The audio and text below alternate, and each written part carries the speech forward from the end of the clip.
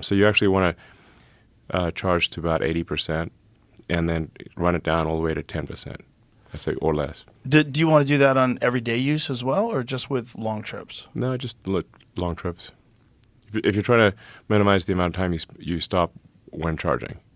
So let's say you want to stop for 20, 30 minutes, then you really it's a little counterintuitive because for a gasoline car you would fill it up. For a battery, the charge state tapers off as you get above 80%. You can think of it like I think the right analogy here is cars in a parking lot.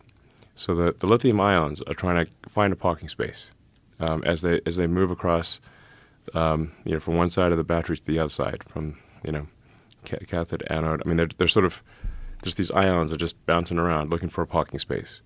So when the parking lot's empty, they can zip right in there and find a spot. It's easy. As the parking lot gets full, just like trying to find a parking space at a mall, you have to hunt around for a spot. And that's basically what's going on, is the ions are looking for a parking spot. So as the battery gets closer to full, it's harder and harder to find a spot. They have to bounce around more. So it takes longer Just like to a get person from in a 80 to 100. Correct.